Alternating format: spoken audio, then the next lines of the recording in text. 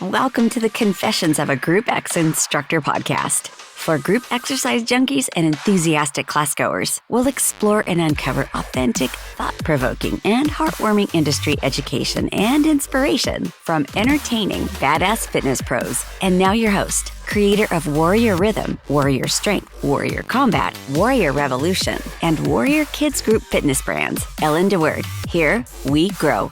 Welcome, everybody. Confessions of a Group X Instructor podcast. We're here with Nicole again. I'm so excited to be back. Thank you for having me. You're welcome. Thank you for coming back. So, did you know that your episode is ranked in the top 5 of all time? All of our episodes. You're in the top 5, baby. No, I didn't know that. Let's try to break it with this one. Let's try to break the whole internet with it. Isn't that really cool? Because very. I think people are so interested in nutrition and functional medicine and all the things that are right up your alley and wheelhouse. And I love it. I love that. So we are going to be recording today a two-part, kind of under the umbrella of cognition, brain health, neurodegenerative disease, but we're going to break up these 2 episodes for you with a part 1 where Nicole is going to teach us and talk to us about sleep and the circadian rhythm. That's part 1. Then she and I are going to pause, maybe take a little bathroom break, come back, powder our noses, and then we're going to record part 2, which under the same umbrella is going to be about nutrition and exercise and cognition. So first, we're going to learn about sleep and the circadian rhythm. But first, hi, tell us about you. Okay, I am a certified holistic nutrition therapy master, which is a mouthful. Basically, I'm board certified in holistic nutrition. And what I do is I help my clients in ways to bring back their bodies into balance. Usually when we have signs that are making us uncomfortable, maybe for instance, we're not sleeping well, maybe we're exercising, but we're gaining weight. We know that these are ways that the body is telling us that something is amiss, something's out of balance. So with what I do, I use nutrition, I use holistic lifestyle strategies to help coach my clients and help bring their bodies back into balance in like holistic ways. Just to kind of look at the whole, basically what holistic means is looking at the whole person, their lifestyle. What is it that they're doing, not just doing on a daily basis? What are they eating? What are their habits? What is their work? That sort of thing. So the whole person, what is bringing their body out of balance? And I use different strategies to help them feel better. And we really share the same philosophies, and my sort of values and opinions about health and wellness align perfectly with Nicole's. She's just much smarter than me. No, it's true. No, it's true. This is like her wheelhouse, but on more of a surface level, like we are so aligned. We listen to the same sort of influences and resources and podcasts and books and stuff like that. So it's an honor to have her on the show. The last time she was here and did a show with me, what did we name that show? Do you remember? It was like Enjoy or Embrace the Journey. I think it was Enjoy the Journey. Oh, yeah, that's right. Well, anyway, you were in your studio that day. Today, you're like in a bedroom. Yes, I'm at a beach house. At a beach house. You're at the shore for 2 months. Sure. Yep. Yeah. So a little secret about Ellen, if you guys don't know this, she doesn't really know what the shore is, but that's okay. I love her anyway. The shore is where I can't wait to go all year round. So from September to May, I'm looking forward to July. So really September to June. So July and August, I'm down the shore. You probably can hear it in my voice. I'm a Jersey girl. So That's where I am. The East Coast. I thought it was a lake. I didn't understand. I didn't understand that it was like the whole ocean over there on that side of the country. And then like I also thought like she's over there, like Florida, come meet us in Florida. And she's like, that's not very close. Convenient. Ellen and I met in person for the first time in Virginia years ago at DCAC. So I think that Ellen just figures we're on the East Coast, Virginia's on the East Coast, Florida's on the East Coast. What is the difference? So I just said that's like for her in Oregon, like driving on down to Mexico. I don't know what the distance is, but for me to drive to Florida would be approximately 17 hours. Yeah. Me to drive to Virginia, it's 3 hours. Not that big a deal. Yeah, I don't know. This is not a part of my brain that God decided to develop. I don't understand geography. No, I don't. It just doesn't compute at all. I'm the kind of person that will get lost like inside anywhere. Like I can be in a building and then not know if you asked me to point to where the parking lot is, I wouldn't even know where the car was parked. I know. Or like if I go into like a doctor's office, you know, and they make you turn like a few times, I'm like, oh no. Pay attention. I'm not going to be able to find my way out to the lobby. I'll have to follow the exit sign. Oh, but speaking of going to the doctor, I guess really that's just to kind of bring it back.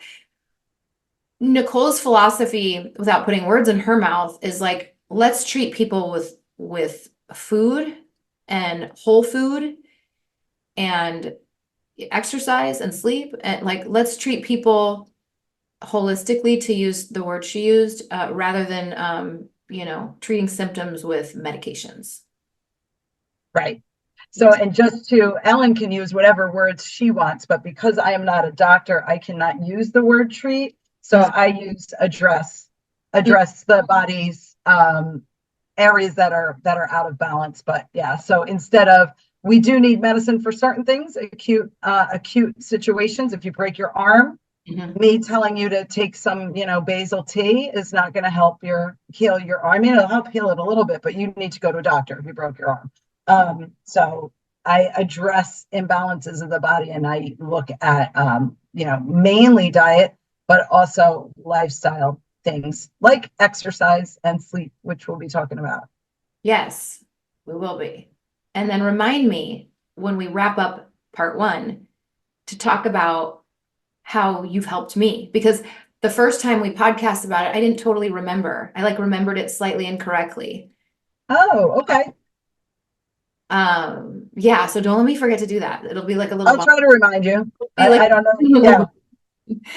Yeah. So I would love to just dive in and have you take it away. And I don't know what you have prepared, but I don't know about the circadian rhythm. I don't even know if I'm saying it correctly, or I certainly had trouble spelling it when I typed the notes.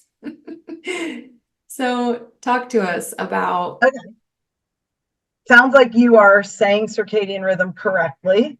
All living things have a circadian rhythm. It basically refers to your natural cycles that go through a 24-hour time period. Human beings have a specific sleep-wake cycle. So it goes by certain, our bodies get different signals from our environment of what hormones to release. So it's, even though the hormones are created inside of us and released inside of us in order for these messages to take place into different organs in our body, a lot of when it comes to circadian rhythm, the cues are actually coming from outside of the body. They're coming from the environment, the temperature, and the light. So basically, we have a lot of hormones that all hormones give us messages and are basically driving our actions. But when it comes to circadian rhythm, the two main hormones in action are cortisol and melatonin. So, and most people have heard of them both, probably. Most people have a negative connotation, I would say, about cortisol, but cortisol is a very, very necessary. If we were going to rank hormones, probably one of the most important hormones that we have. And cortisol and melatonin, when it comes to the sleep wake cycle, are supposed to work kind of in opposition. So when you wake up, your cortisol should be at its highest in the day. And it should, as the day goes on, start to decrease. Now, of course, we've heard a lot about cortisol in regards to stress. So that's where cortisol can throw us out of balance. And our cortisol is going to be too high if we're highly stressed throughout the day. Our cortisol, instead of decreasing, we might find if we were to get a test, a functional test would show that maybe your cortisol is actually high at 4 p.m. It should actually start to be coming down. And melatonin does the opposite. Melatonin is lowest in the morning when cortisol should be at its highest, and melatonin should peak in the evening. Actually, its actual peak is between 10 p.m. and 2 a.m. So it's not just about the amount of hours you're sleeping. It is when you can get to sleep is when you're going to have your best quality sleep, is when that melatonin is at its highest. And everybody's different, but it's going to peak somewhere between 10 and 2, which is why you probably have noticed in yourself that first bit of sleep, if you're somebody that wakes up at some point in the night, your first bit of sleep is the most solid. One of the reasons is melatonin. Melatonin being high and cortisol being low. Those two things should be true at once.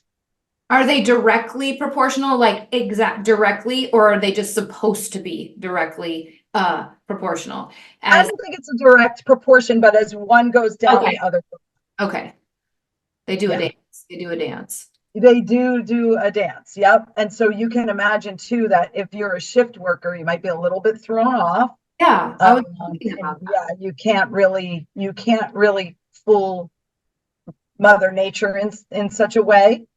So what happens is we still have these cycles, but if you're a shift worker, you're trying to get your sleep at another time, which is not congruent with your own human body clock. And so they have found that shift work is actually a type 2 carcinogen. My goodness. Yeah, your risk factors for all kinds of diseases and cancers increase dramatically if you do shift work for depending upon the amount of years. Like if I was going to recommend, if I had a client that was working a shift work, I mean, people have to work, they have to get paid, right? I would try to recommend that person to try to shift their hours after like 5 years, like no more than 5 years of shift work would be my recommendation for optimal health and longevity, because you will end up sacrificing your health over no matter how many hours. If you're sleeping 8 a.m. to 2 p.m. and that's just real quick, that's only 6 hours as it is. Even if that's what you're doing and you're saying it's solid, it's not congruent with human nature, evolution, and the hormonal releases that we need for optimal health. Do you wake up in the middle of the night? I have been, as I've been getting into menopause. I didn't used to, but I have been. So there are some supplements that can help. But I always recommend like test, don't guess, because like for me, it's as I'm going through menopause. Yeah. For other people, they've been waking up in the middle of the night since their 30s. So what's their issue versus my issue are two different things. So I've just noticed it as I'm entering menopause, and it's probably due to the difference in progesterone versus estrogen. Like when your progesterone's too low, you're going to not sleep as well. But again, it's on my list of things to do that hormone test for myself. But that's something that I do. I order hormone testing for my clients. How do you feel about melatonin as a supplement? I don't take it. I've heard some, I mean, I don't know. What do you think about melatonin as a supplement? Again, it can be helpful, but only if melatonin is the issue.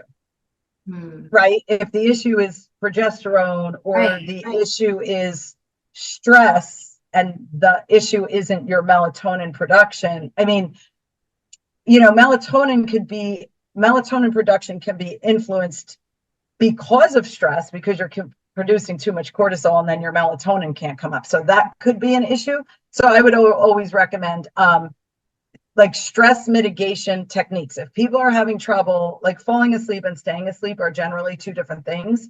But if you have problems with either one of those things, I would highly recommend some stress mitigation practices involving meditation, deep breathing, relaxing music. If you don't have an exercise practice already, which I know we're going to get to that in part 2, but this is specifically in for stress reduction and lifestyle.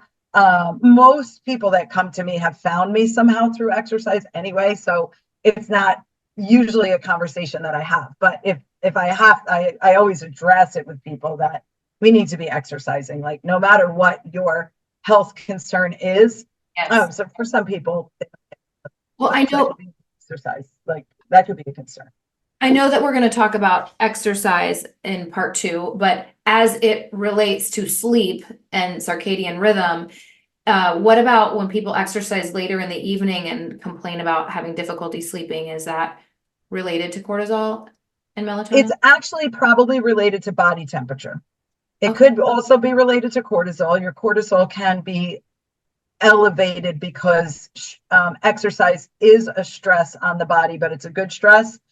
So if you have a regular habit of exercising at night, it's probably not cortisol. It's probably an elevation in body temperature. Your body temperature has to decrease to a certain degree in order for your heart rate to decrease. Like all these things have to kind of slow down.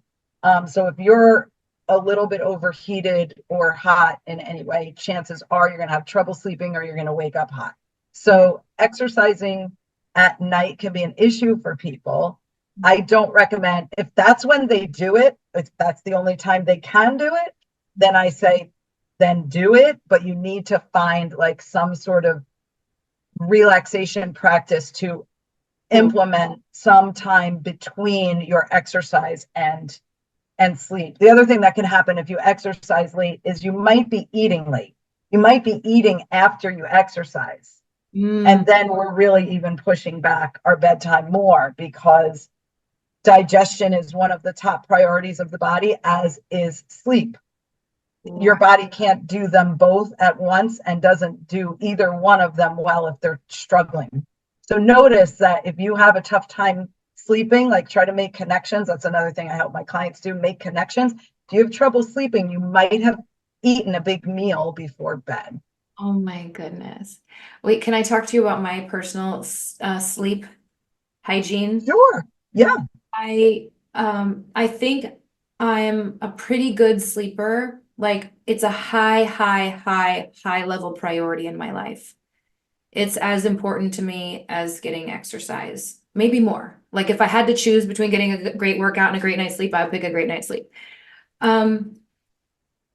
I still, there's still room for improvement, and that matters to me. So I'm excited to like learn maybe some tips and tricks from you today. But I do think, let's see, I try to always get 8 hours, and I stay up really late at night. I don't know if that matters. It might, because you talked about the melatonin peak you were saying between 10 and 2. Yeah, so I usually go to bed at like 1 or 2. And depending on the morning, I like to work out at noon. I'm like a nooner girl. There are some mornings that I can sleep as late as 8 or 9, and once in a blue moon 10. And I'm going to bed really between midnight and 2 a.m. every night.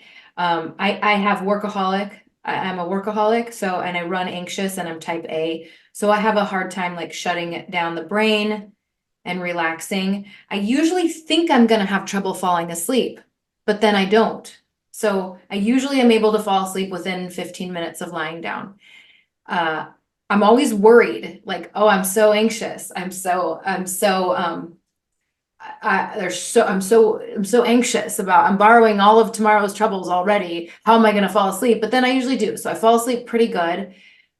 I do tend to wake up once a night, 3 or 4 in the morning. I don't think it's because of hormones, but maybe they play a part. It's my bladder. I always have to pee. Remember, that's something you helped me with, is I have a cranky, shy bladder. I have a shy, irritable, pain in the butt bladder. So I think it's small and it's shy. It doesn't like to pee. It's hard for me to pee. It's hard for me to relax my pelvic floor. I think I have a hypertonic pelvic floor and issues like that. So anyway, and that was one of my first conversations with Nicole. That's what we talked about on the last episode, is the doctors were just giving me fistfuls for 15 years of antibiotics to treat all this bladder issues. And I learned I didn't need them at all. I didn't need those antibiotics that were wrecking my gut health. I didn't need them at all. This is not what I needed to work on my bladder. So anyway, sometimes I wake up to pee and then I can usually fall back asleep. I think I am trying to flirt with maybe perimenopause. I still get all my periods, but I do feel like hormone surges where I feel uncomfortable and like the whole, like I don't have sweats. It's not like a hot flash? I mean, maybe it is, and it's just different in me. I don't sweat and it's not a flash. It's not there and gone. It's just like a whole entire night of sleep. It feels like it's an inferno. I feel like I'm an inferno. Like, I just feel like I'm an inferno. Like I'm spewing BTUs. And those nights happen sometimes, and sometimes with my menstrual cycle, which I still have. And so I don't know what's going on there, but that could be a little like premonition of what maybe a hot flash might feel like for you. So it might just be, I would say, like you may be, even if your cycle's regular, still you might just be, flirting with menopause, because I think we're about, I think so, 7 to 5 years difference. I'm 53. I know you've said your age. I'm 49. Oh, okay. So 4 years difference. So yeah, I'm at the age. I just haven't really noticed it kicking in yet. But so, sleep. So I didn't mean to hijack you. So back to what you were saying about what is how I helped you was the probiotic with well, that's what I was gonna say at the end. You want me to tell you that now? Did I ruin it already? Okay. No, if you want to wait, we can Well, she helped me poop better. She helped me poop better. Oh, wow. Well, That's what it was about. What? That's what I do. That's what you do. My Bible, people, here we're talking about sleep and now we're talking about poop, but literally, like, that says a lot about your health, is what you're like. Are you having normal poop? If you have normal, regular poop, that's a very good indication that you're healthy. And if you're not, because you're constipated or you have chronic diarrhea, it's a good indication that there's something wrong in your gut. And that's what I couldn't remember. I thought our first conversation where you first helped me was about bladder, but it was actually about poop. But you fixed me. You fixed me. And I have to fix my bio and just say, I have to just I help people poop better. Like, that's what I do. So good. Because it's always a subject with me and my clients. It's always a subject. Can we do a part 3? Let's do a part 3. About healthy poop. It's very important for your health. Like, that is a key marker of how your body is doing. So, do you want me to go into a few strategies for people to help them sleep better? Like, what the body really needs for good sleep? Like, because people may think, like, I've talked to friends who don't have good sleep and they're like, well, I can't control it. Like, it does feel a little bit out of our control, but there's certain things to help your circadian rhythm if it becomes dysregulated in some way. Absolutely. I want you to completely take it away. I want to hear all your tips and tricks about sleeping. And when you refer to the circadian rhythm, just so I understand the word correctly, you just mean our natural, the shifts in our hormones between cortisol and melatonin that naturally occur within 24 hours. That's just what that term means. And does it have anything to do with REM, or is that different? Well, it's different than circadian rhythm. REM is a sleep cycle. Circadian rhythm is your general that's like a body clock throughout a 24-hour day. Before you dive in, is it true that people have different circadian rhythms? Like, is it true? Like, could I naturally be a night owl? Because I've always felt like I like to stay up late and I like to sleep in, and I have great energy around, 10 a.m., noon. Those are my favorite times to lead group exercise classes. Whereas some people are like up at 4:30 and they like to go to bed at 8:30 at night and they have great energy at 6 a.m. Is it true that like maybe just genetically or naturally or biologically we're different, or is that conditioned? A little bit of both, but the circadian rhythm for human beings is the same in that approximate 24-hour period.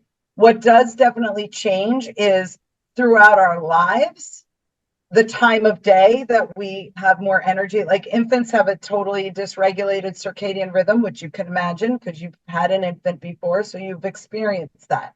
Mm-hmm. Children have a very good, solid, like circadian rhythm as far as a very good, like when they are tired, they will sleep and they have a good, like their wake up cycle is good. Like their hormones are very well regulated when we're children.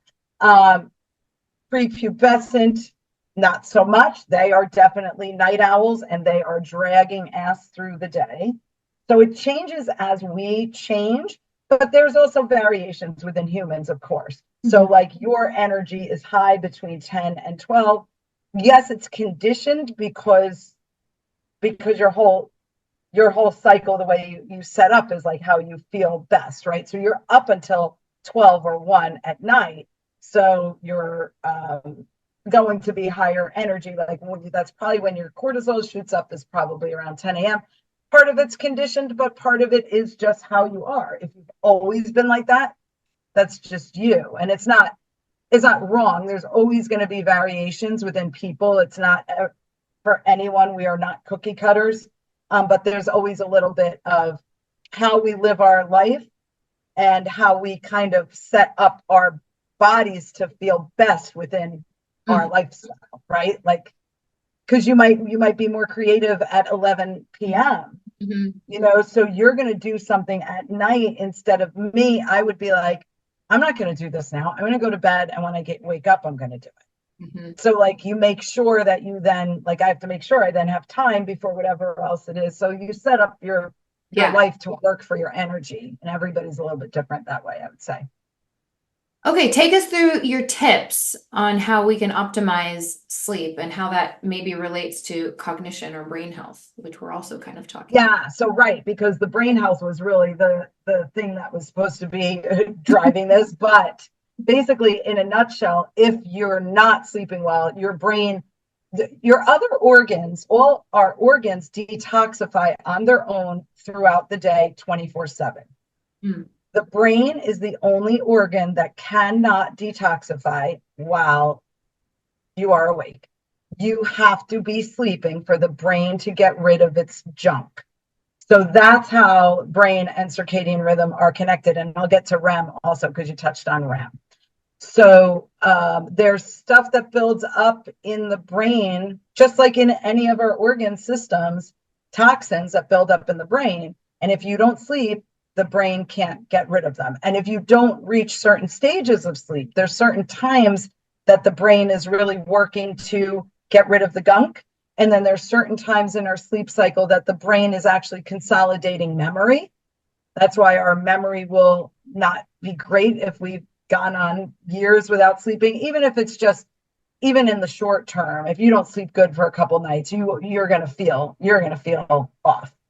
I just wanted to touch on the REM real quick. REM sleep, we basically do 90-minute cycles of what's called REM and non-REM, and we should hit several of those cycles a night.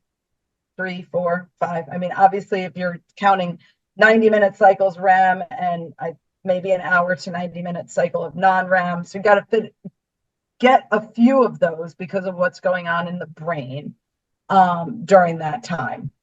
So if you're not sleeping for X amount of hours, you're not going to hit the necessary cycles for your brain. And is REM is where we have that. What is it? What does it stand for again? Rapid eye movement. Rapid eye movement. Okay. That is the only time that dreams are taking place. No. And you are absolutely paralyzed while you are in REM sleep. And if anyone has experienced sleep paralysis, I've experienced it. It's terrifying. Yes. I think I know what you mean, where you're dreaming and you just cannot move in your dream. Correct. Yes, and you're trying to scream and you can't scream. But you're awake. You're awake. Oh. But you feel like you're sleeping. You're still dreaming because you're actually in REM, but you've woken up. I don't know if I've woken up, but multiple times in my life, I've been in a dream where I'm like trying to run away from the bad guy and I can't. You could be on the verge. You could be just about waking up. But if you are, but yeah, if you only dream in REM sleep and you are paralyzed in REM sleep. What does it mean if people are like, I rarely do remember any type of dream behavior. Does that mean that I'm not experiencing dreams in REM, or I'm just, what is it? Is it an indication, negative, or like that for people that don't? Because I know people that remember their dreams every single night. Yeah, I don't either. I don't know the answer to that question. It's a great question. I do think that I had heard it did mean something and it was negative if you couldn't remember your dreams, but I just am I'm not remembering what it meant. It's funny. I seem to remember dreams very, very rarely, and it's usually when I'm in an unusual sleep environment. Like if I'm sleeping at a hotel, I'll tend to have dreams that I remember that night. And then if for some reason I'm able to have a day where I sleep till 10 a.m. or something, like I get like 9 or 10 hours of sleep, I'll tend to remember dreams. So sometimes I sort of associate it with not typical sleep. In my typical sleep, I don't remember my dreams. But if it's something unusual, whether shorter sleep hours, different bed, different place, longer sleep, then I seem to have a dream as I'm waking up that I recall. Yeah, that's interesting. I very rarely remember my dreams as well. Sometimes I do. I haven't made the connection of what it is, but I know you just got into REM, but I wanted to back up to something that you were saying because I think it's so critically important to what we're talking about today. And I just want to make sure I'm saying it back correctly. So our other organs are what? Heart, lungs, like skin, like all of our other organs. Heart, lungs, skin, liver, kidney, bladder. They detoxify. Prostate. They take care of themselves in their 24-hour cycles, but the brain does not. It has to have sleep to become clean, to clear the pipes. Like, I don't know if you told me this analogy or if I heard it elsewhere, but I've heard like the comparison to like Disneyland. Like, did you tell me this analogy about how like the park at night has this whole crew that needs to come in and get it all reset for the next day? All these massive operations. That's a great analogy. It wasn't mine, but I like it. Such a good analogy, and it was like super detailed about what goes on at an amusement park of that magnitude to reset it so that it can function fully the next day. And that happens at night. That's the night. That's the sleep cycle. Yeah. So that's great. That's a great analogy. Yeah. And I mean, you also may know this too. Sleep is, of course, important for our immune system. And so that's the reason why when I mentioned that shift work is a type 2 carcinogen, cancer is a severe dysregulation of your immune system. Something has gone wrong there with your immune system. So that kind of makes sense because our immune system is something that if we don't get a lot of sleep, we end up, you'll also see like, when do people get sick a lot? Like it's, around Christmas time, like high stress time, not sleeping great, you know. Yeah, so the sleep is Heartaches, breakups, divorces, Mhm. devastation in our lives can affect our ability to sleep and stay asleep and fall asleep and all of that stuff. And I know you just mentioned uh, cancer and the dysregulation to the immune system, but also you and I were talking on the phone yesterday or the day before or whenever about Alzheimer's and neurodegenerative disease and cognitive decline and mild cognitive impairment, which is how it starts often when someone is in their like 30s and 40s, symptoms begin. And I worry about, that's something that I am worried about because of my family history of Alzheimer's and dementia. So now my grandfather died of Alzheimer's and my father has been diagnosed recently with I'm Alzheimer's. sorry. Yeah. Sorry. Yes, it's terrible. And so I worry about that. And I know we're going to talk about exercise in part 2, but I think that shutting down of the amusement park, cleaning the park, resetting everything so it can function the next day has got to be one of the best things we can do to prevent neurodegenerative decline and that beta amyloid protein and Mhm. plaque buildup, and Mhm. it's how we flush the pipes, which is why it's so important to me. Yeah, and so that you can imagine that over time, because those amyloid plaques, those are part of the toxins that build up that the brain has to work on clearing out while you're sleeping, and that's one of the main reasons why we need to prioritize our sleep for our optimal health, brain function. The brain, I meant to mention this earlier, but I'll mention it now.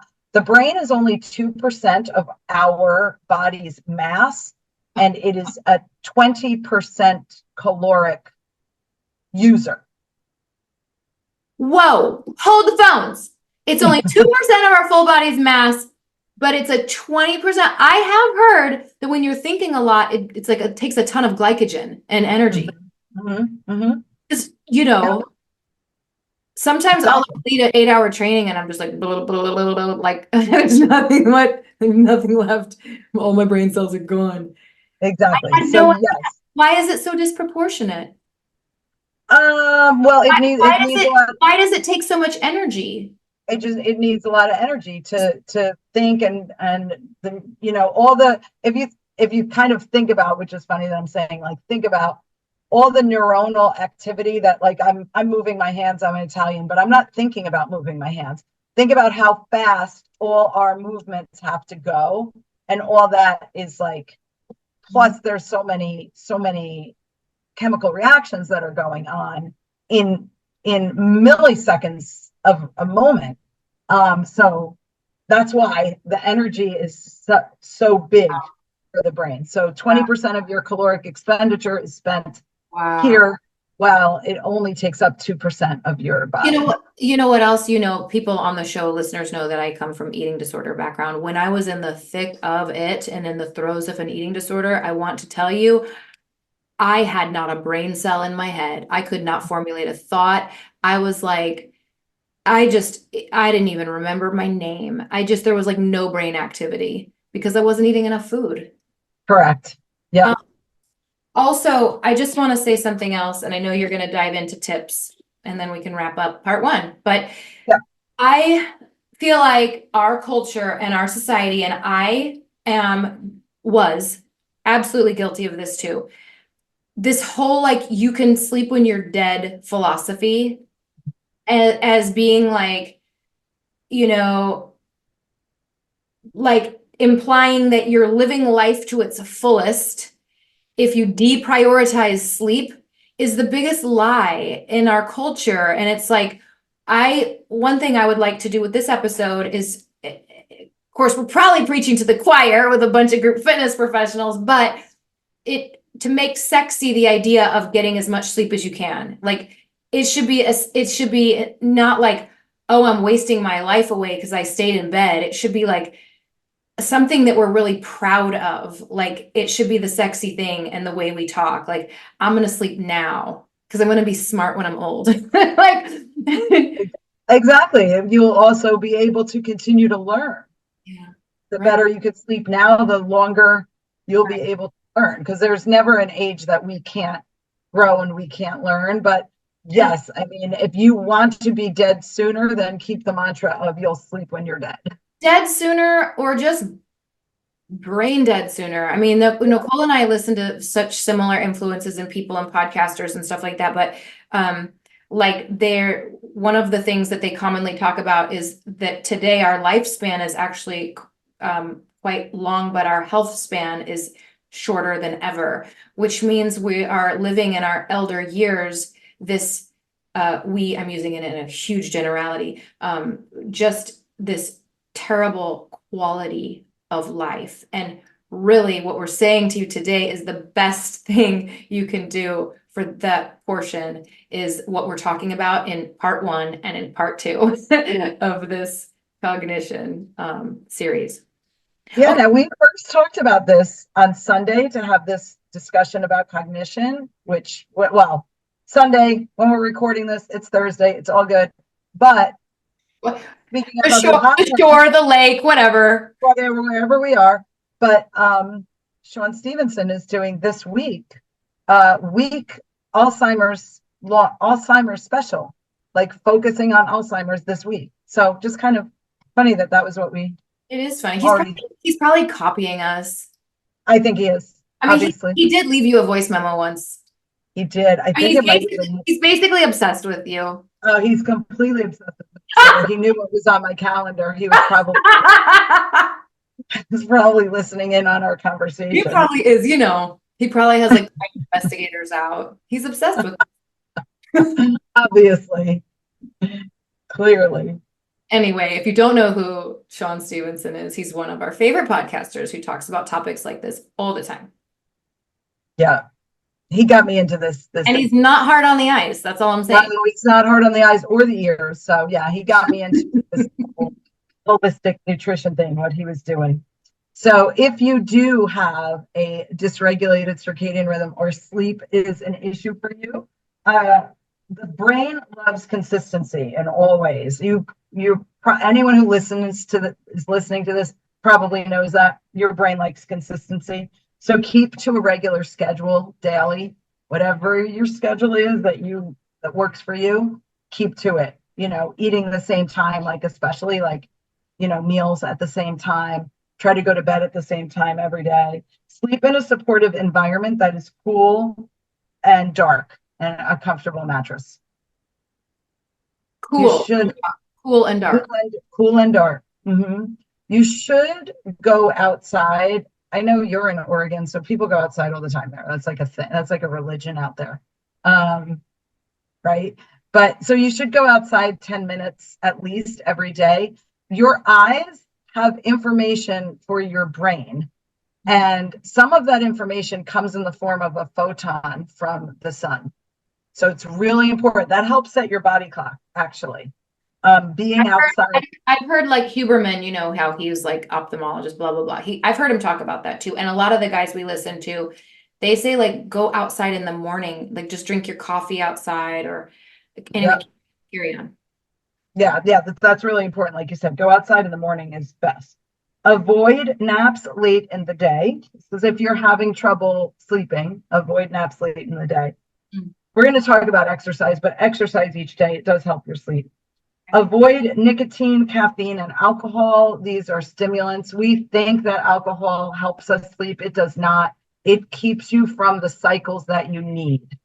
So it doesn't allow you to get into the REM.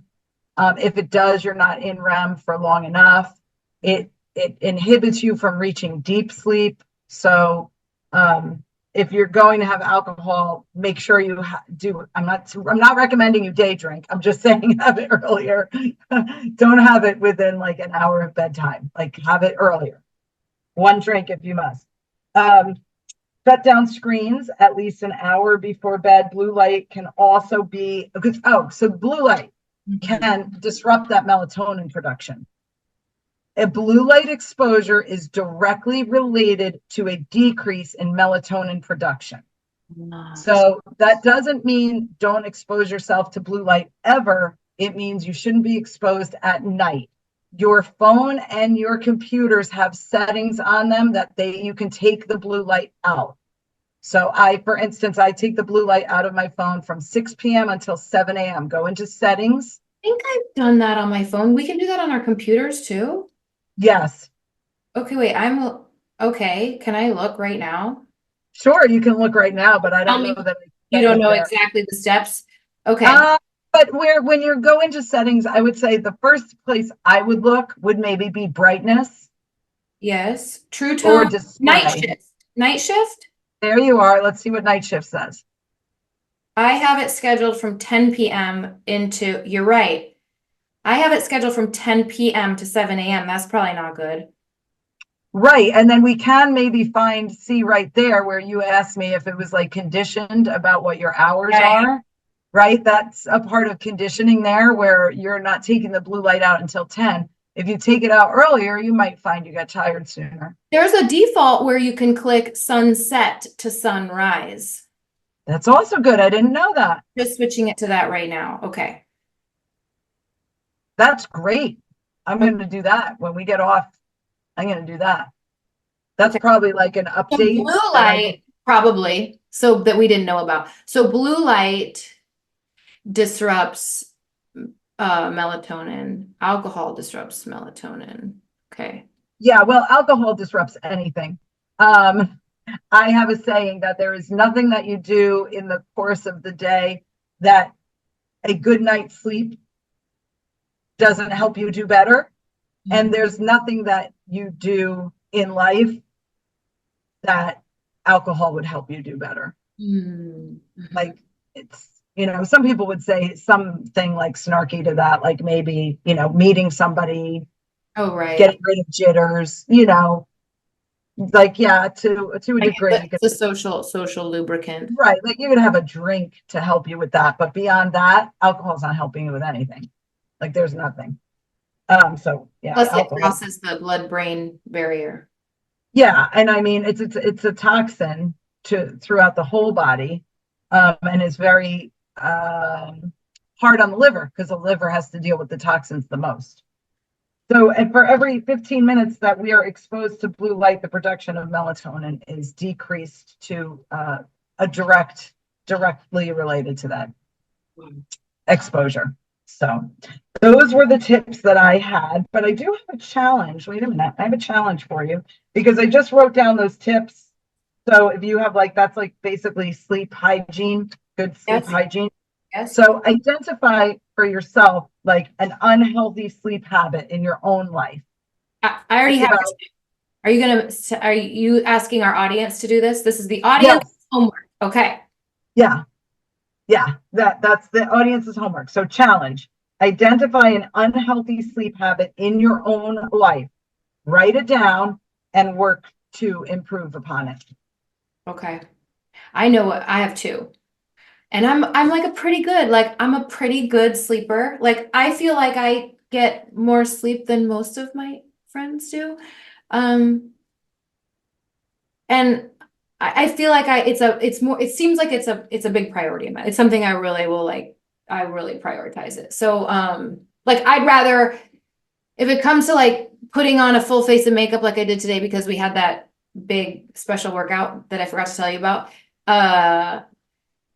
if it comes to having time to get ready to look pretty in the morning or sleep longer, I will sleep longer. I do prioritize it, but for me, it's definitely the blue light and alcohol. I do tend to be on my phone while I'm in bed, both at night and in the morning. And I know that exposing, I own and operate a big business. And so I have this I need to check my email the first thing when I wake up. And I know it would be better for me to go outside, let my eyes see, be exposed to the sun and check my email after that, but I just never do. So that's one. And then, I love me some red wine. So, but I don't eat, it's funny, you were talking about food. I want to circle back to that because I think this is an area where a lot of people struggle. And I've definitely been one of them. less at this age and stage of my life, but eating, I used to kind of feel like, oh, if I like to eat, I enjoy food and I enjoy snacks like nuts and grapes or whatever. And I, would like to snack at night. And I thought like having a full belly would help me sleep better. And you're right, it just doesn't. And like I noticed sometimes I started paying attention, like you said, pay attention to your body more. I started paying attention and being like, when I wake up in the morning and it still feels like there's food that is like not digested, that feels gross. I do not like that feeling. And like I was able to like figure that out about myself. Like this doesn't feel good. It is not worth it. I would rather go to sleep with like an empty feeling stomach. That's okay. That's okay. It actually feels great to wake up and like be hungry for food. Right. And so what probably happens when your body's feeling like that, sometimes we just eat stuff that we don't normally eat. So our body's having trouble with it anyway. But the other thing is if you go to sleep with like a full stomach and you wake up and you feel like you've got a rock in there, then your food really just didn't digest well because you went to bed too close to eating. Mm-hmm. Yeah. Those are great tips and great homework.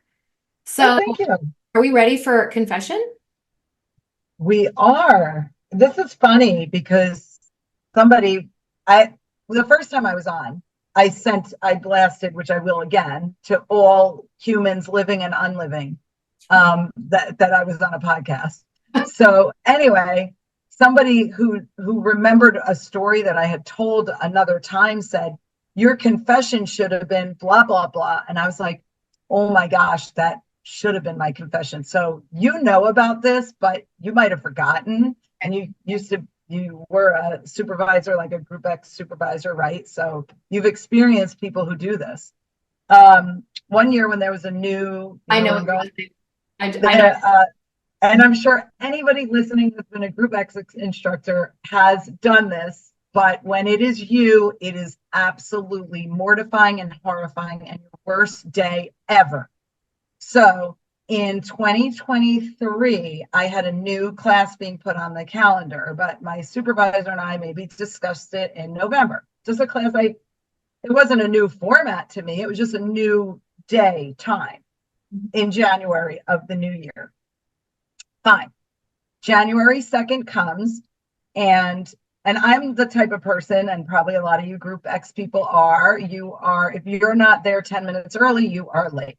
Mm-hmm. But my supervisor texted me at 8:30 on this Tuesday morning, and I was sitting, minding my own business, enjoying my cup of coffee without a real care in the world. And she's like, are you on your way? And even then, it was so not on my radar that my first instinct was, on my way where? Is this for me? And then I kind of like did a little deeper thought and I'm like, oh my, I forgot to go to class. I had to call her up and I was like, oh my gosh, she was very cool about it. She was like, it happens. You know that you've probably been a sub and maybe forgot to go, or I've done this also where two people show up. Like I've had a sub. It's much better for two people to show up. Much better for two people to show up than no one show up. So no one was there. Like no one was there to teach. And so the next time it was that class, that next week, I was like, I said to them, I'm like, did you ever forget to go to work? Like I forgot to go to work. Did you just say, I'm so sorry? Absolutely. You just like die? I died. I mean, I told them I died many deaths. I mean, I told the story all week to all my classes. Like I was looking over my shoulder all week that week. Like, am I supposed to be somewhere else? It totally happens. I have seen it. I've seen it happen. You're right. I've only seen it happen, not to make you feel worse about yourself. I've only seen it happen with the subbing situation because but this is similar because it wasn't part of your routine yet, but It does happen. I would say like every other year, like it seems like within a couple of year time span, a sub will forget to show up because it's not on their calendar, but they feel so bad that I just want to make them feel a little better. Like I don't feel like being punitive with these people because they are giving themselves so much punishment. They are beating themselves up so much. Like you said, they're dying a million deaths. That's exactly how my supervisor was. Like, she was not going to make me feel any worse. So No. she just was like, don't worry about it. It happens. It's okay. It has happened. I guarantee you it's happened to pretty much everybody listening. Horrifying. Okay. Well, thank you all for tuning in to part 1 of our umbrella theme of cognition, learning about sleep and the circadian rhythm. I love this episode already, and I think it's going to make my life just that much better. So tune back in next week to hear about exercise and nutrition and how that affects brain health. Tell us where we can find you. Well, thank you, Ellen, for having me again. I mean, it's like the thrill of my life. Now it's the second thrill of my life and the third thrill of my life. So where your wonderful audience can find me is at NicolePrinton.com. I'm also on Instagram and Facebook. On Facebook, I have a fun little nutrition and wellness group. Yeah, I'm in there. It's great. Thank you. So wait, before we say goodbye now, about best day of your life. I feel like the best day of your life was when you were on stage with me. Yes. And then that maybe the second best day of your life was when Sean Stevenson voice memoed you. The worst day of your life was when you showed your class. Oh, 100%. But being on the podcast is definitely up there. Plus, like, the podcast is like, just, you could always there's always a time you could talk about it and send it to somebody. So like, it lives on and on. Yes, it's got a very evergreen nature to it. I love it. Speaking of this podcast, I would love for our audience to interact with us on social. So Nicole gave you that great call to action. So when we post about this show, let us know what you're working on to improve your sleep hygiene and collaborate. Like, send us some reels on group fitness tips, whatever, sleep tips, and collaborate with Confessions of a Group X Instructor podcast. And don't remember to rate the show and subscribe, and go back and listen to all the back episodes if you've missed any. They're so good. They're all amazing. Yeah. All right. We'll see you all, the two of us, next week. Thank you. Thank you for joining in on the Confessions of a Group X Instructor podcast. If you're interested in becoming a warrior instructor, go to warriorinstructors.com. But if you want more and found this episode amazing, please give us a rating. And with a simple click to subscribe, we'll invite you back to our next episode. So remember, be brave, be bold, be blessed. And above all, listen, learn, love.